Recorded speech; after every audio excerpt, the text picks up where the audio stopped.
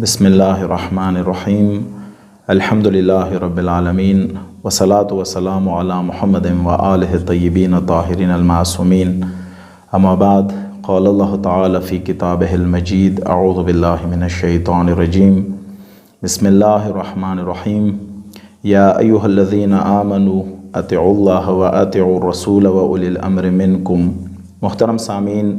अस्सलामु अलैकुम व रहमतुल्लाहि व बरकातुहू। मुहतरम सामीन, जैसा कि आप लोगों को पता है कि एक अरसे से पाकिस्तान के हालात दोबारा एक फ़िरकावारियत की तरफ ले जाने की कोशिश की जा रही है। इससे पहले भी पाकिस्तान में फ़िरकावारियत के नाम पर जो है वो मुसलमानों का खून बहाया गया है और इस दफ़ा दोबारा एक नाकाम कोशिश की गई मुख्तलिफ़ हवालों से कि पाकिस्तान में रहने वाले तमाम जो मकातिब फ़िक्र है उनके दरमियान हमेशा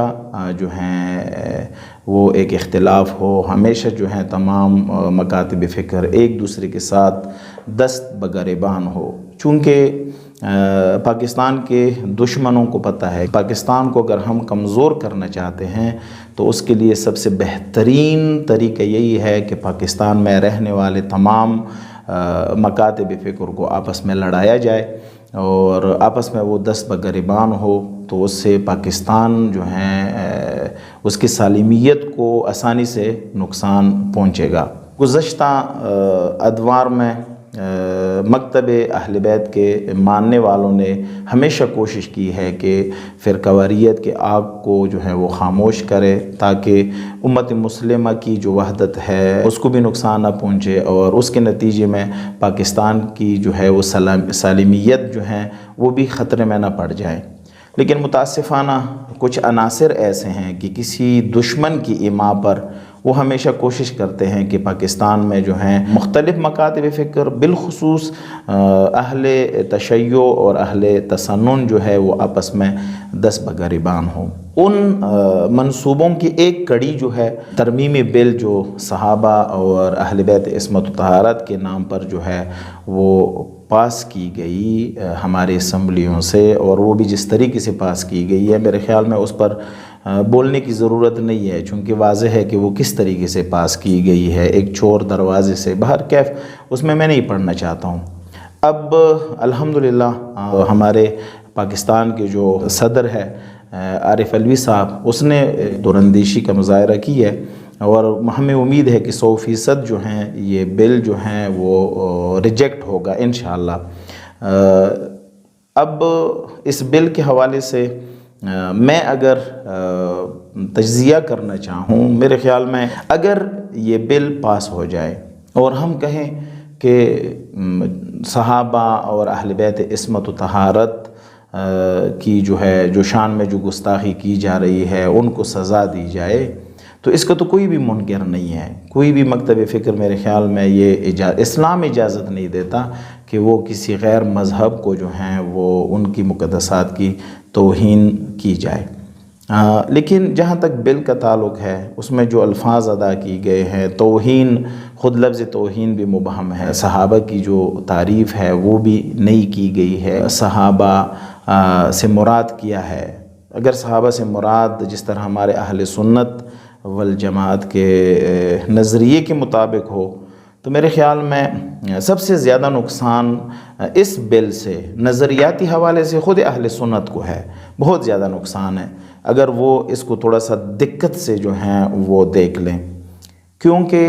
अगर किसी मकतब फ़िक्र की बुनियादें मसलन उनकी ऐसे लोगों पर रखी जाए, मसलन ऐसे लोगों के एहतराम पर रखी जाए कि मसलन जिन लोगों ने मसलन उम्मुल मोमिनीन हज़रत आयशा रज़ियल्लाहु ताला अन्हा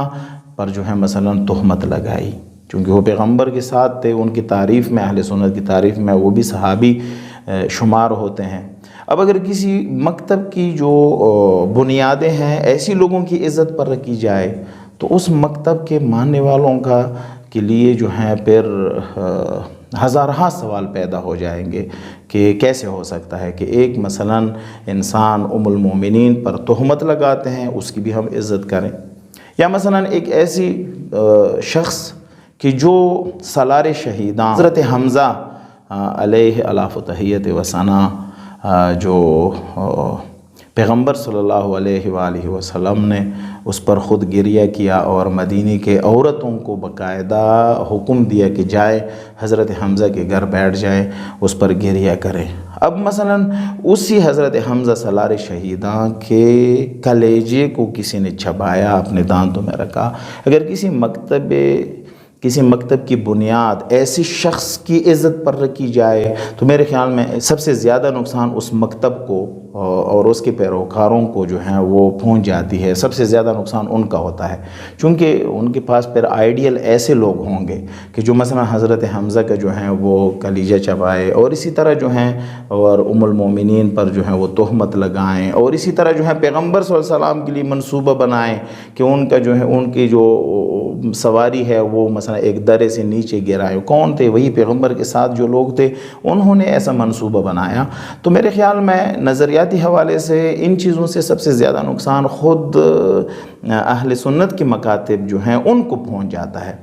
اور دوسری طرف اگر ہم دیکھیں، توہین صرف بولنے سے تو نہیں ہوتا کہ ہم کہیں کہ مثلا ہم نے تاریخ میں کسی واقعے کو بیان کیا کہ فلان صحابی نے ایسے کیا، فلان صحابی نے یہ مثلا غلط کام کیا، تو توہین اگر آپ اس کو کہتے ہیں، جو لکھتا ہے، جو لکھنے والا ہے، اس کو بھی توہین کہا جاتا ہے۔ تو اس بل کو اگر ہم، چونکہ الحمدللہ یہ ریجیکٹ ہو جائے گا 100%، البتہ کافی حد تک ریجیکٹ ہو گیا ہے بلکہ،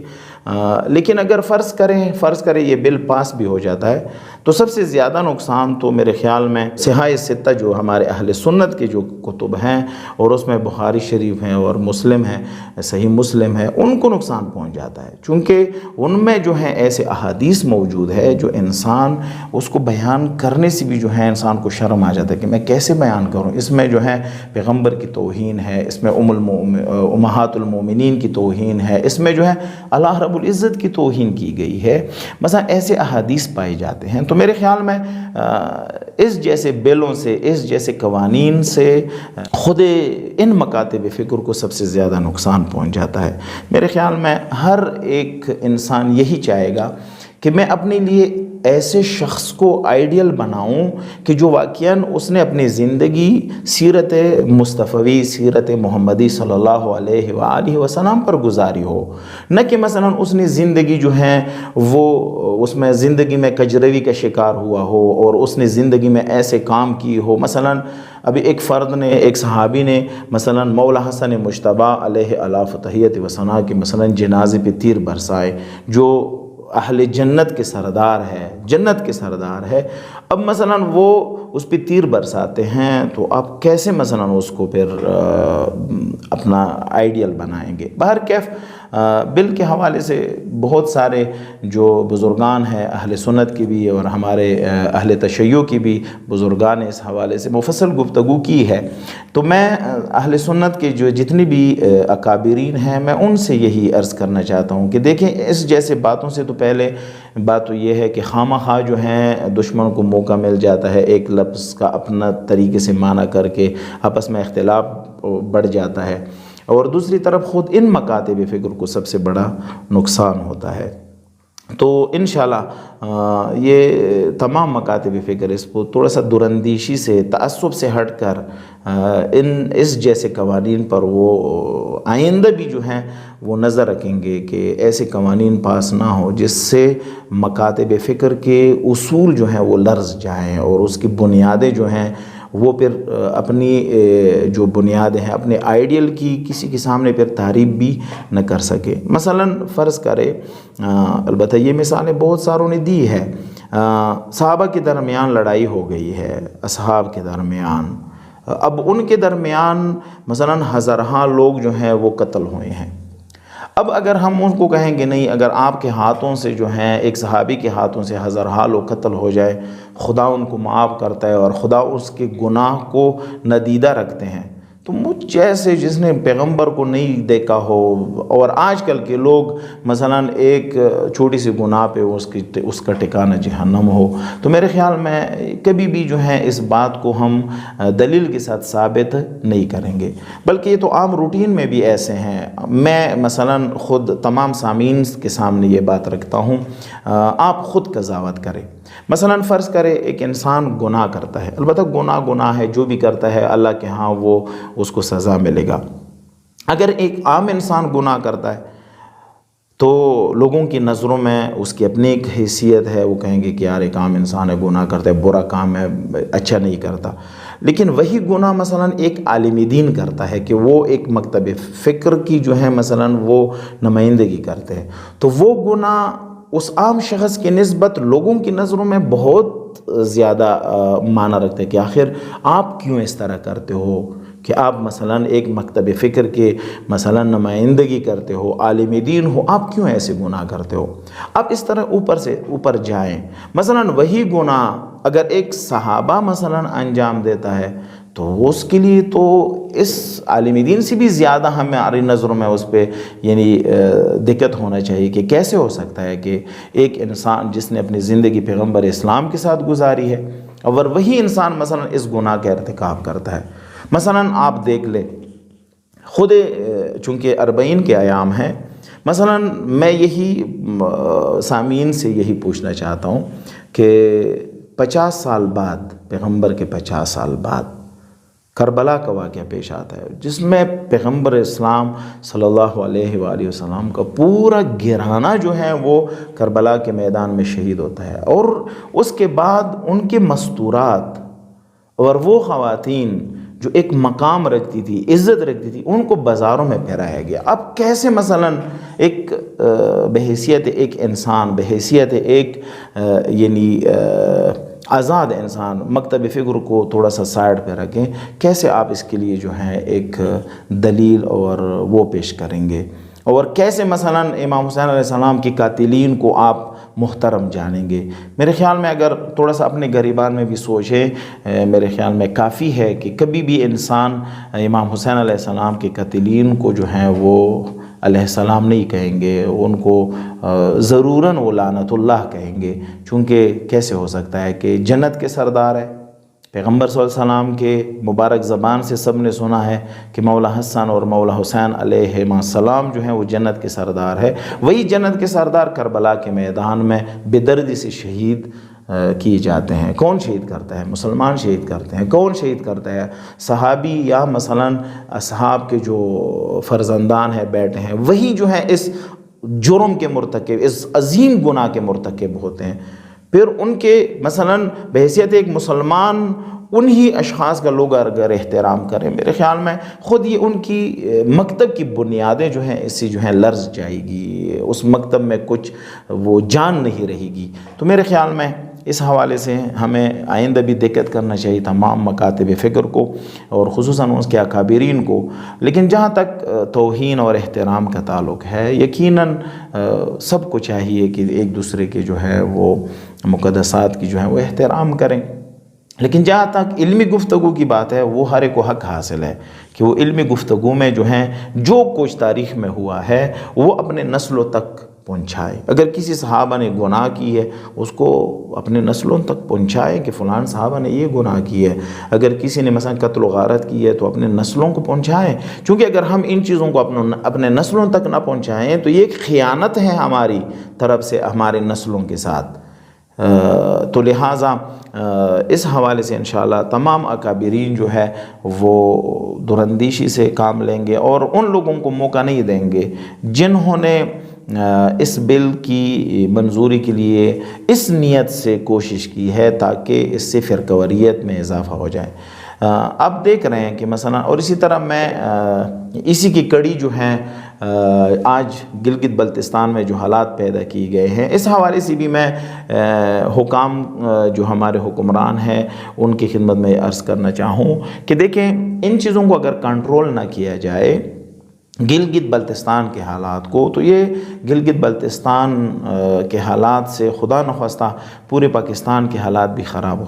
ہو سکتے ہیں، چونکہ میں نے پہلے بھی عرض کیا کہ دشمن کا تو منصوبہ یہی ہے کہ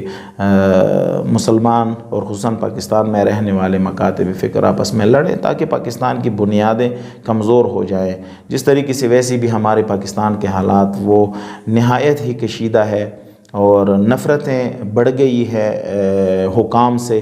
عوام کے درمیان اور حکام کے درمیان بہت زیادہ فاصلہ پیدا ہو گیا ہے۔ میرے خیال میں حکمران جو ہیں اجازت نہیں دیں گے، ہمارے ادارے اجازت نہیں دیں گے کہ ایسے کاموں سے جس سے پاکستان کی بنیادیں کمزور ہو جاتی ہے، ان لوگوں کو اجازت کبھی نہیں دیں گے کہ ایسا قدم اٹھائیں۔ میرے خیال میں گلگت بلتستان کے حالات کو بھی فی الفور کنٹرول کرنا چاہیے، اور جو شدت پسند قسم کے لوگ ہیں چاہتے ہیں کہ ان لوگوں کی جو ہیں وہ طرفداری کریں کہ جنہوں نے رسول اللہ صلی اللہ علیہ وآلہ وسلم کے خانوادے کے ساتھ ظلم کیا ہے اور بے دردی سے شہید کیا ہے اور ان کے ساتھ جنگی لڑی ہے، میرے خیال میں ان کی حمایت میں آواز اٹھانا یہ خود قیامت میں پیغمبر اسلام صلی اللہ علیہ وآلہ وسلم کے سامنے شرمندگی کے علاوہ اور کچھ ان کو نہیں ملے گا۔ تو لہٰذا میں گزارش کرتا ہوں پاکستان میں رہنے والے تمام مکاتب فکر سے کہ ہم ایک دوسرے کا احترام کریں، لیکن جنہوں نے تاریخ میں یا ابھی جو ظلم کی ہیں اس پہ کبھی بھی پردہ نہ ڈالے، بلکہ یہ حق ہر ایک کو حاصل ہے کہ وہ تاریخ کو کما حقہ جو ہے وہ بیان کرے اور اس پہ علمی گفتگو کرے، اور علمی گفتگو سے ہی جو ہے مکاتب فکر درمیان جو ہیں وہ روشنی آ جاتی ہے، ایک دوسرے کی پہچان ہو جاتی ہے۔ تو لہٰذا جہاں تک حالات ہے وہ انشاءاللہ حکمران یقیناً اس پہ نظر رکھیں گے اور کوشش کریں گے کہ پاکستان کے حالات جو ہیں وہ خدا نخواستہ دوبارہ 2-3 دہائی پہلے جو حالات تھے وہ خدا نخواستہ پاکستان میں پیدا ہو جائے تو اس کا نقصان پاکستان کو ملے گا۔ تو لہٰذا ہمارے حکمران انشاءاللہ کوشش کریں گے۔ اور سامعین، میں بھی آپ کی خدمت میں عرض کرنا چاہتا ہوں، بحیثیت ایک پاکستانی ہمارا ہر ایک کا وظیفہ بن جاتا ہے کہ ہم آپس میں ایک دوسرے کے ساتھ محبت سے پیش آئے۔ ہماری آپس میں محبت سے ہی جو ہے پاکستان کی استحکام ہے، اور ہمارے حکمرانوں کو بھی عوام کا سوچنا چاہیے کہ عوام اور حکمرانوں کے درمیان جب دوریاں پیدا ہوتی ہے تو اسے نقصان ملک کو پہنچتا ہے۔ تو انشاءاللہ کوشش کریں گے کہ ہم مل کر پاکستان کی استحکام کے لیے کام کریں، مل کر پاکستان کی سالمیت کے لیے قدم اٹھائیں۔ وآخر دعوانا الحمدللہ رب العالمین۔